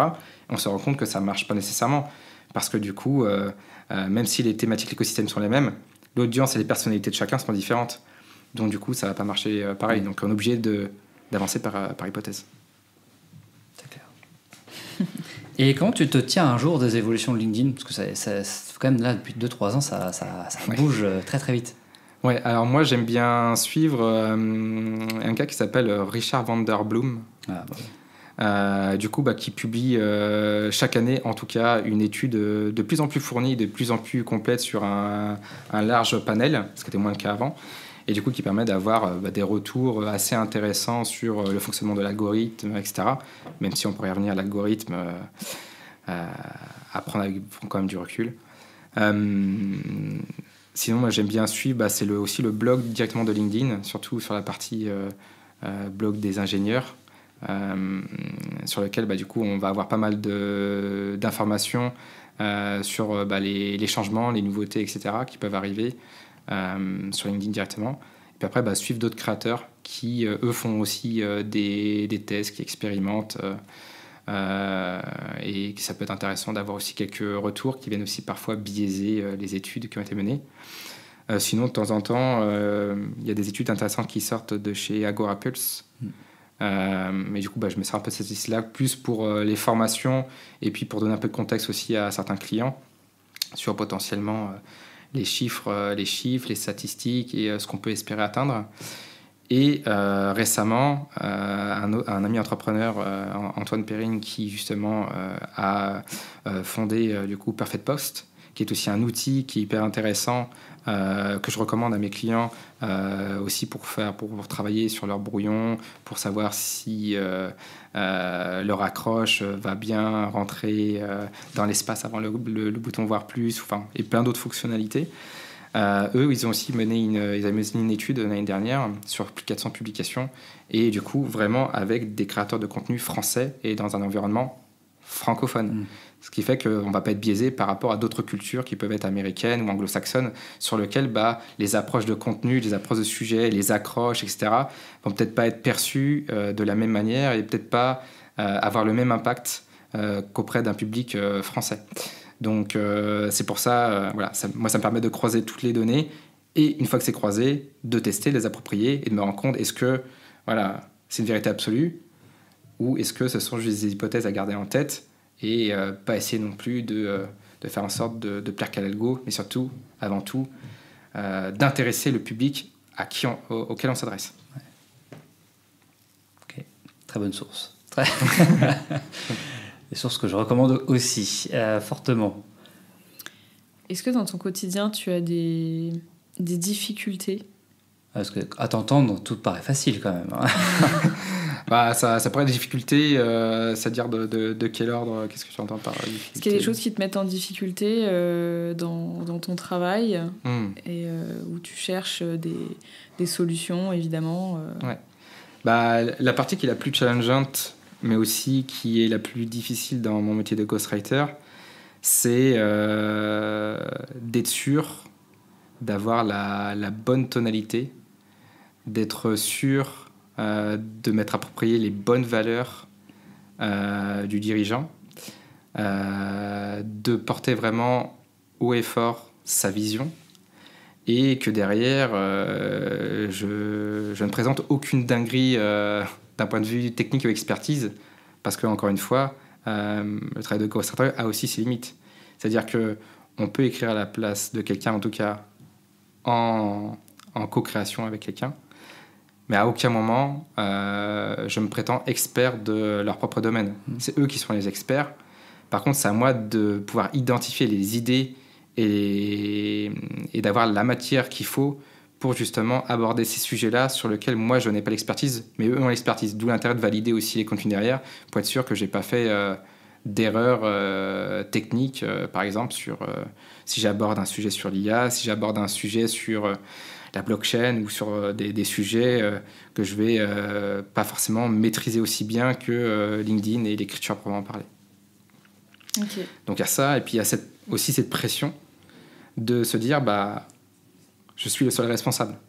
Si ça marche pas, je peux pas dire c'est la faute de tel ou un tel. Si le client est impliqué à suivre tout le processus que j'ai mis en place, à respecter tout ce que je lui ai dit, est hyper actif, etc., et que les résultats sont pas là, c'est difficile de balancer la patate. Je vais dire non, c'est parce que en fait t'es pas régulier, c'est parce que non, c'est facile de jeter la responsabilité sur les autres. quoi qu'il arrive, je suis responsable aussi des résultats, mais je ne garantis pas un résultat, encore une fois, chiffré. C'est juste des tendances vers lesquelles on va aller. Mais du coup, il y a cette pression que voilà, s'il y a un poste qui vraiment fait un flop, ou habituellement, voilà, je me suis dit que là, c'est sûr, on pourrait par exemple atteindre, si c'est on est dans un objectif de visibilité avec ce dirigeant, atteindre 20 à 30 likes, et que ça en fait 2, bah, je me remets quand même en question. Je me dis, ok, là j'étais un peu trop sûr de moi, pourquoi ça n'a pas marché? Donc là, j'essaie d'identifier plein de facteurs. Et parfois, il s'avère juste que ce poste-là n'a pas marché parce que le sujet n'a pas plu, ou l'angle n'était pas bon, mon accroche n'était pas bonne. Je ne suis pas parfait à 100%, et je ne le serai jamais. Ça arrive à tout le monde de prendre des fours, comme on dit. Ouais, des bons fours, ouais, c'est clair. À l'agence, on se prend des fours aussi. On ne s'en cache pas. Donc, tu nous as pas mal parlé de tout ce que tu faisais sur ta semaine type. Du coup, si tu devais choisir 2 choses que tu préfères faire, les choses qui te mettent le plus en joie dans ta liste de tâches dans ta semaine, ce serait quoi? Ce qui me met le plus en joie, ça va être la partie vraiment écriture, forcément. Des posts. Ouais, dans ma matinée, ouais, exactement. Donc vraiment ce fameux deep work. Si je parle vraiment boulot, hein. Et puis après, il y a ça. Et ce que j'aime bien aussi, même si c'est pas directement une tâche de fond direct, c'est ce moment où je sors de chez moi, je vais faire ma marche de 20 minutes, sans téléphone, sans rien, j'ai juste mon téléphone dans la poche, on ne sait jamais s'il m'arrive quelque chose sur la route, mais bon. Mais en tout cas, ce temps-là, on peut croire qu'il est improductif, mais au contraire, je trouve qu'il est très productif parce que ça permet aussi de recharger les batteries, de ne pas être en constante réflexion, de laisser aussi incuber les idées et de recharger les batteries créatives. Et du coup, généralement, ces 20 minutes-là, quand je reviens après, je trouve que j'ai davantage d'énergie et je suis beaucoup plus prêt à écrire et c'est beaucoup plus fluide que quand je me bloque et que je me force à écrire. On sous-estime beaucoup la puissance d'un esprit qui vagabonde. Ouais, en termes de créativité, c'est énorme. Et c'est bien, des fois, de s'ennuyer, de ne rien faire et de laisser l'esprit aller là où il a envie d'aller. Ouais, j'en parle des fois autour de moi, les gens se moquent de moi, esprit qui vagabonde, s'ennuie et tout ça, ça va pas à la tête, il y a toujours mille choses à faire. Et en fait, on se rend quand même compte que quand on prend ne serait-ce que 20 minutes comme toi à vagabonder et à penser à rien, et ben en fait, on résout beaucoup de problèmes. Ouais, exactement. Parce qu'on n'a pas de pression. Et c'est sûr que dans l'immédiat, on ne se rend pas compte du bénéfice, mais c'est plutôt en fait sur le long terme qu'on se rend compte vraiment que c'est bénéfique. Et c'est quand je ne vais pas marcher que je me dis ah là ça va pas là.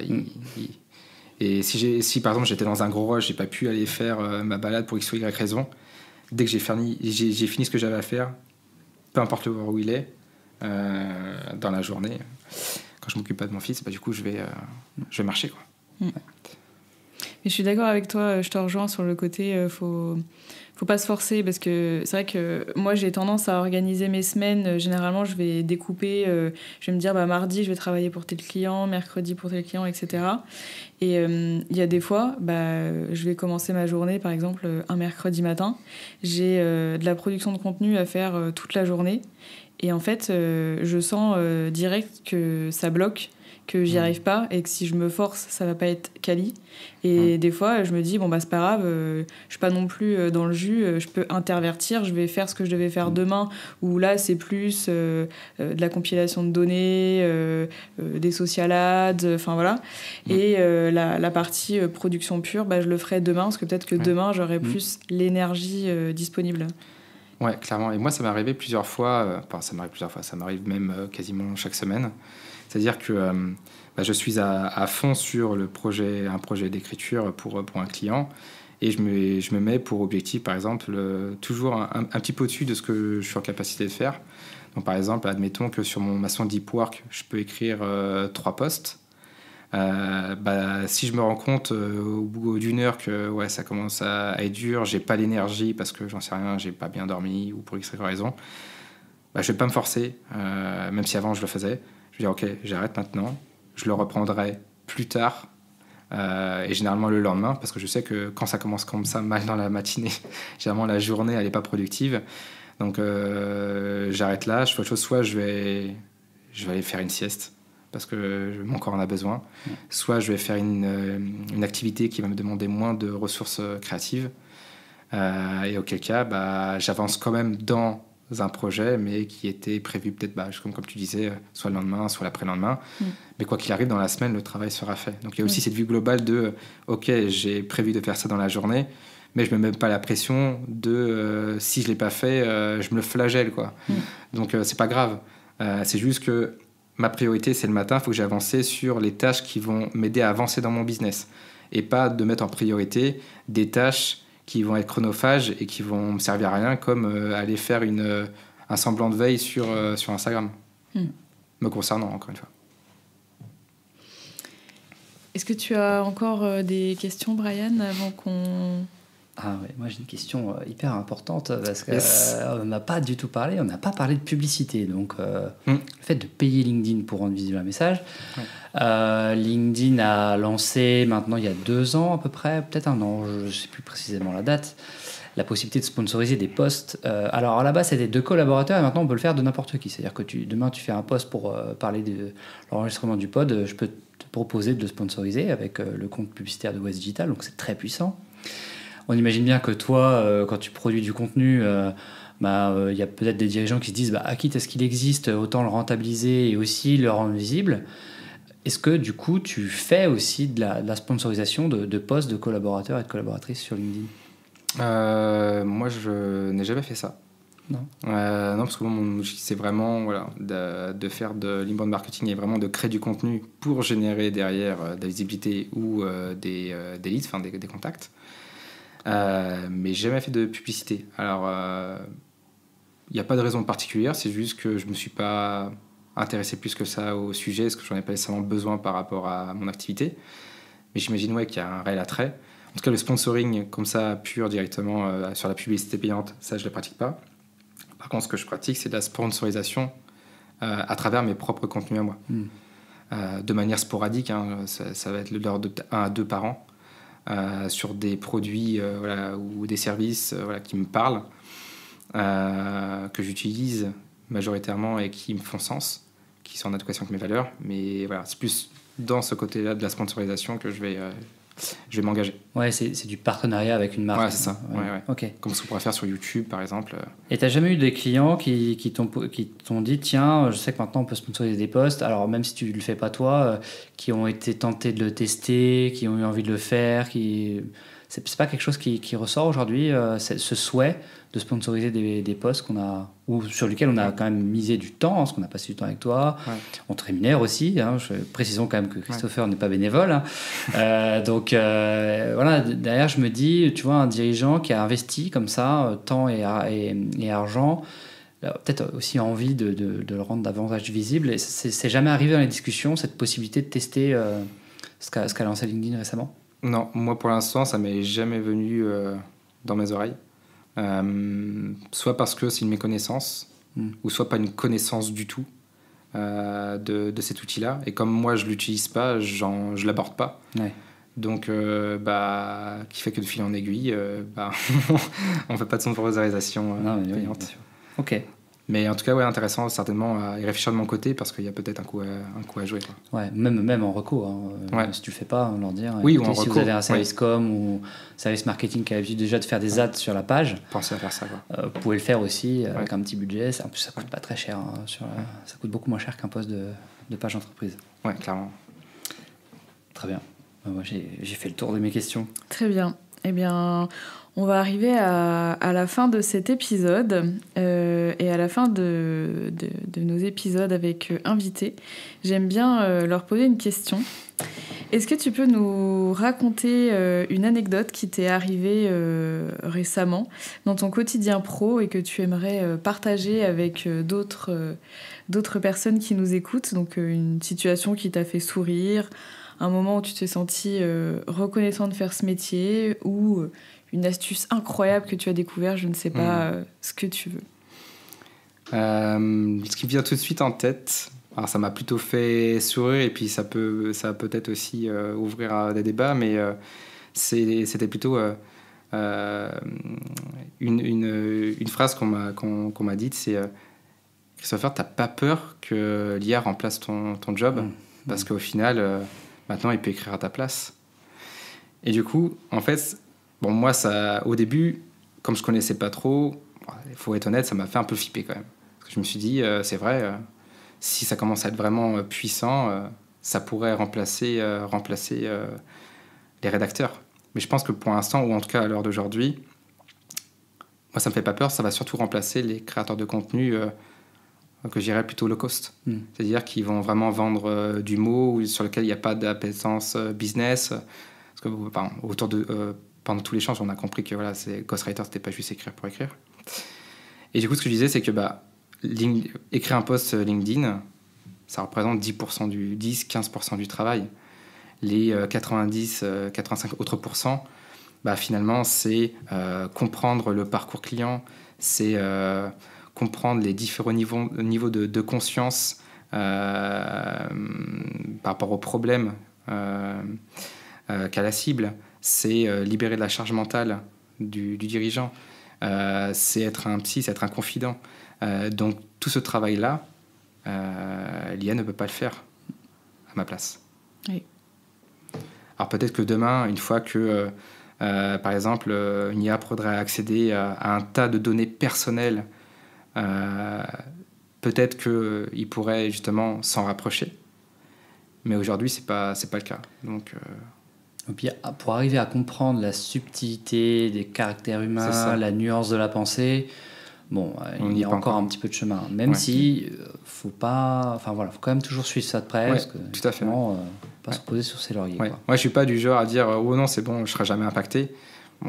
J'utilise l'IA déjà dans mon quotidien. Je vais vraiment l'utiliser plutôt comme un assistant. Parce que si demain je dis aux dirigeants écoutez, j'ai écrit votre post en 5 minutes, c'était incroyable, avec une IA, et que finalement c'est totalement éclaté, c'est moi derrière, mon chiffre d'affaires qui va être éclaté, quoi. Tout à fait. Voilà. Merci pour cette anecdote. Avec plaisir. Et donc pour terminer, est-ce que tu pourrais nous citer une ou plusieurs personnes que tu aimerais entendre au micro du pod à ta place un jour ? Si c'est des personnes locales, moi je gravite peu dans le réseau local nantais.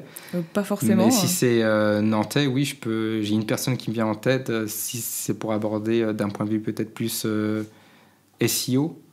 Une personne que je connais qui a l'air d'être qui est plutôt calée dans le sujet, c'est Dimitra Agéon d'Infoconception Web. Après, les autres personnes que je connais locales, ce sont des personnes qui font le même métier que moi, donc après, à moins si vous voulez d'autres points de vue. Après, je disais pas forcément local, parce que tu vois, on a eu en invité Cassandra qui est venue du Sud. Oui. Et donc pas forcément local.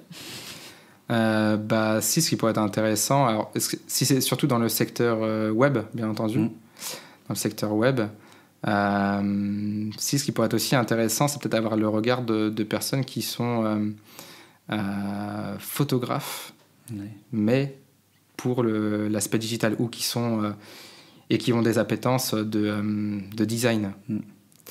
Moi, il y a une personne que je trouve vraiment très très douée, à la fois là ce sera pas l'aspect photo mais plutôt design, IA et LinkedIn. Du coup, c'est Sébastien Cambet. Je trouve qu'il fait vraiment un très très bon travail sur LinkedIn, et il est vraiment très calé en Canva aussi. Donc ça peut être intéressant d'avoir son retour. Et là pour le coup, il n'est pas basé localement, il vit en Espagne, je crois. Mais il fait des carousels de dingue. Ouais, il fait des carousels de dingue. Ok, super. Merci. Merci. Avec plaisir. Merci Christopher. Et j'ai juste quelque chose à dire, c'est que je vous incite à aller voir le profil de Christopher et surtout de lire ses expériences. Si vous voulez un exemple de qu'est-ce qu'on met dans le champ expérience d'un profil LinkedIn, je vous encourage à aller voir son profil. Je ne vous en dis pas plus. Ça marche.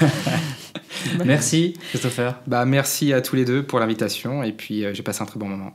Moi aussi, enfin, nous aussi, je pense. Ouais. Voilà. Merci beaucoup à toi d'être venu jusqu'ici. Et puis, peut-être qu'on aura l'occasion de se recroiser un de ces quatre. Avec un grand plaisir. À bientôt. Bonne journée, Brian. Bonne journée, Gwen. Bonne journée à tous.